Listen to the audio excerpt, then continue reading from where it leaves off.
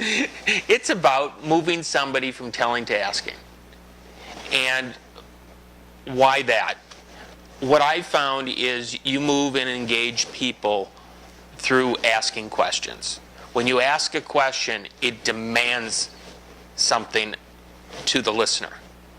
And to me, there's direct alignment with that and leadership, which is when I put a question out, it's asking for something.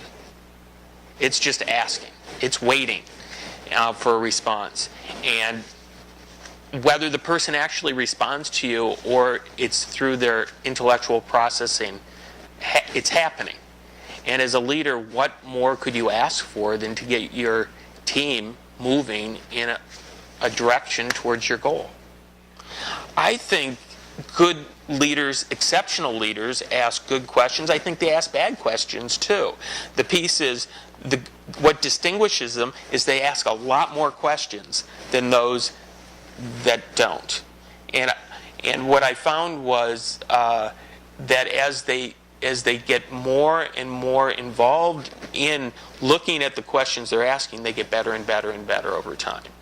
However, you can overuse any tool, right? So although I say asking questions is key to great leadership, it can also be an overused tool.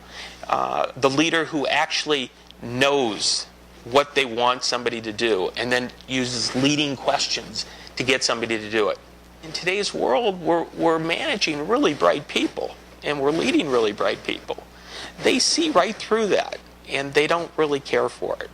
And so one has to be very clear in moving from the I know to the I don't know. And if you do know and you have a real clear direction for somebody, just tell them, get on with it.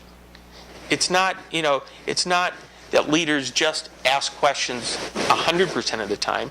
There is a point when you have to make a decision. And sometimes it's the leader's decision, and sometimes it's the other person's decision. What's really important is the first question the leader will ask, which is, whose decision is it? Oftentimes, the less evolved leader will always believe it's their decision because, what's the old saying, the buck stops here? Well, if you wrestle with that long enough, you realize if the buck always stops here, then what's everybody else's accountability and responsibility? And what we look at in the book is we look at how do you distinguish between when it should stop at you and when it should stop at somebody else before it reaches you.